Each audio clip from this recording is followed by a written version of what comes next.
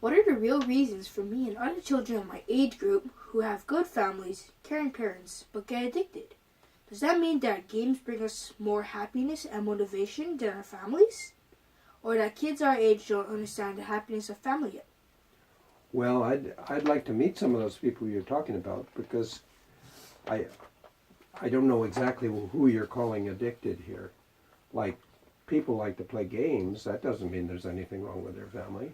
Okay. They, people, children, as far as I know, for a million years have liked to play games, and we happen to play video games now. But earlier, before there were video games, I can tell you, even in my lifetime, we still played games. We played a lot of games.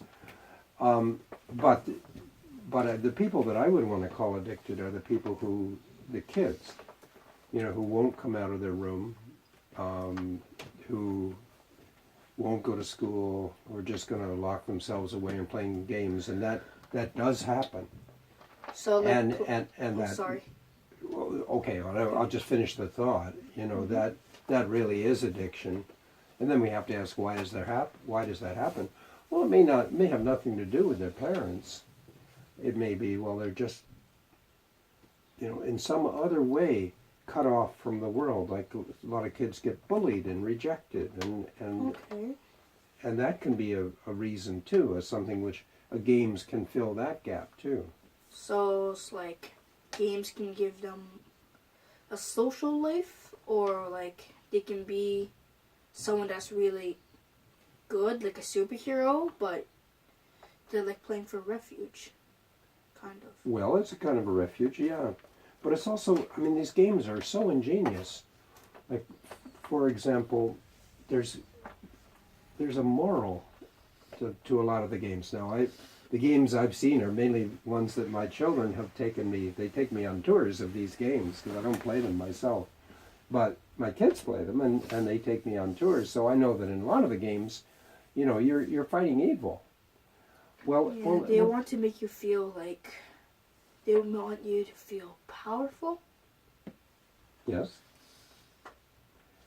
Are you asking me that, or are you saying, you're saying that games, they give you the illusion of power, right? Yeah, I think.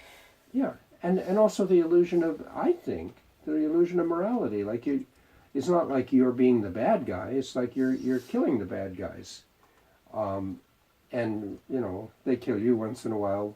Okay, but really, it can fill all kinds of gaps. And my theory, what I believe, is that we're in a uniquely impoverished culture now in terms of the kind of rich stories and the kind of rich connections that other cultures have had in the past. Like, for example, if you go back a few hundred years in Western culture, and I think probably in all cultures, there's a very rich moral life. We're always telling these morality stories of the good guys and the bad guys, and we're always taking the role of the good guys. Okay. And some of that morality narrative has been taken away from us, but we can fill it in with the games. Okay. Well, these days, I've seen some games where you can be the bad guy, which you can like rob banks, pickpocket people, and... Oh, okay. I haven't seen those myself, but I'm glad to know of it, yeah. So sometimes you can be the evil one. You just like blow up random innocent people's houses. And then you get stars. Okay. So you're not always, I didn't know that. Okay. Yeah. But I can see that too, there's a time, that too is part of life.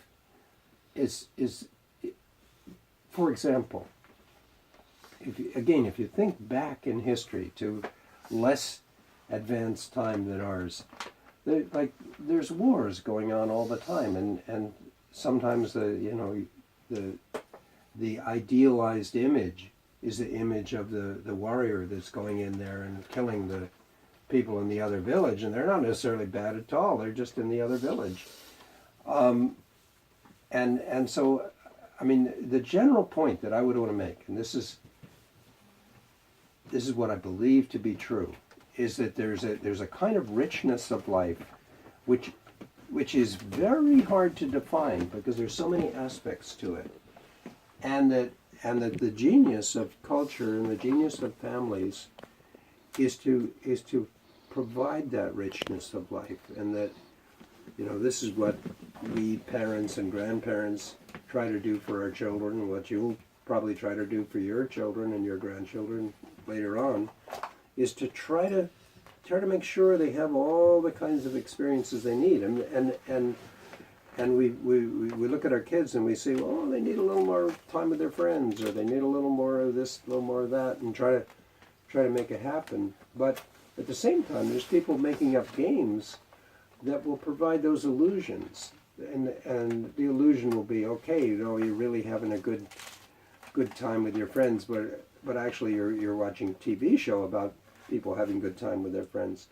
And there's really nothing too bad about that. That is to say that the games and the media and so forth provide substitutes, and that's okay.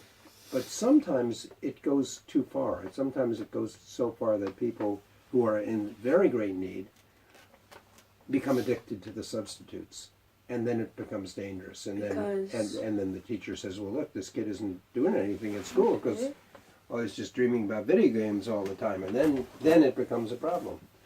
And it's like with drugs. You know, I said with drugs, well, maybe 10% of people get addicted. The same with games, of course. Mm-hmm. Most people use games in ways which are quite reasonable, and, you know, maybe we wish they wouldn't do it quite as much as that, and make the kids shut down sometimes, turn off the box and so forth.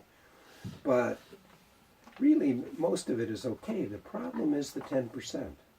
And the 10% is just an arbitrary number. But the problem is that there's a small percentage of people where what is okay for most people is not okay.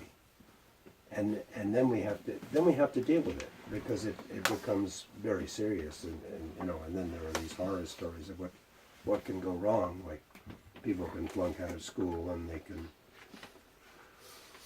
get suicidal, and they can get depressed, and all these things. Okay, because they can't live without the stimulants? Yeah, and that happens to some people, and the question we always have to answer is why? Why is that happening? And I think we know.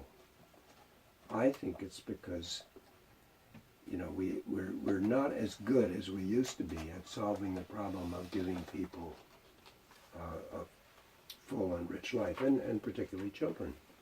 Do you think that game designers cooperate with psychologists to make their games so attractive? If they do you think it's okay to do that? Oh, I know that game designers cooperate with psychologists, because I know game designers, and I know psychologists, and yeah, they do work together. And I wouldn't want. Oh, I do have some relatives who do that kind of work. Some nephews who do that kind of work. They work in game design, and I really don't approve of it. I think it's kind of playing to people's weaknesses. I mean, there's nothing wrong with a good game. There's nothing wrong with playing games, but I think designing them to appeal to people, you know, to suck people in as much as you possibly can, it seems to me, is not a good way to make a living. It's kind of like evil. To me, it seems fairly evil, yeah. I wouldn't want to do it. I wouldn't want my kids to do it. None of my kids do it. I always kind of felt that school is really easy and boring. So do you think that the boring 5.5 school hours will make kids want to play games more? Yeah, I think that schools need to be improved always, you know, and like my wife is a teacher, and she's worked very hard all her life to try to make school really interesting. She's a kindergarten teacher, and she's good at it, and she makes it as good as she can. But imagine how hard that is. Imagine having, let's say, I don't know what the number is, let's say 25 kids in a room and one teacher, and you're trying to make all those kids be interested. Well, you can't do it. You don't have time. They're 5-year-olds. Yeah, they're 5-year-olds, and they've got to go wet their pants and all this stuff. So everything's going on, and it's really hard work to make school interesting for all the kids, and yet we have to do it. It's very important because, and particularly often it's the kids with the little more brains that are the most bored, and that's not a good thing because they they get in trouble, and we don't want that to happen. Well, it's really hard to be a teacher, and not all teachers are good at it. And that's a problem that we don't handle very well. And I think it's a problem where technology may be part of the solution. It may be that that there are teaching programs that they can't take the place of a teacher, but they can maybe fill in some of the parts where teachers don't handle it very well. Okay. And that's where I would like to see the psychologists, and where I'd like to see my nephews putting their effort is into that kind of programming, because I think technology is a two-edged sword, right? It cuts bad and it cuts good, and I'd like to see it cutting better. What's the difference between playing and feeding addiction? Where's the line? Between playing and feeding addiction, are you talking about games now? I could change the wording. What's the difference between feeding your addiction and just doing it for fun? Well, that's a really very big question, because it's a very big question. Let me tell you about my grandson. I've probably told you about him before. But he's addicted to excavators. He loves them. He goes to watch them. He sits on my shoulder for hours. He talks about them. He sings excavator songs. If we give him an excavator, he takes it to bed with him. And there's nothing wrong with that. That's just how kids grow up. It doesn't exactly hurt him, though. It doesn't hurt him at all. But if he started doing that, and he wouldn't come out of his room, wouldn't do other things, wouldn't eat his meals properly, wouldn't go to play school, because would just sit there hugging his excavators, then anyone would agree that now this kid is gone a little bit too far. Yeah, he's addicted, we would say, or he's compulsive or whatever. And of course there's a middle ground where we'd say, well, I wish he wouldn't do it quite that much. But it's still okay. But it's still okay, and would encourage him to do some other things. But so there's no borderline, and what makes it really hard is that there's nothing really wrong with addiction. In the mild sense of it, it's part of life. Like, let's say, like kids get, like George. George, Peppa's brother. Oh. He's addicted to dinosaurs, right? Well, that's Dinosaur. all right. Yeah. Well, that's okay. But if it got too serious, they'd have to do something about it. But it's not. It's just part of normal growing up. And, people sometimes get addicted to projects. And it's fine. You do a project and you work on it for 6 months and you forget about everything else. For example, I'm building my game right now. Yeah, I'm building my game. And is it like that? Is that absorbing for you? I want to do it, except I do know that there's other stuff I might have to do. For example, my timeline. Yeah. Okay, you want to do it, but you got to do the other stuff too. Mm-hmm.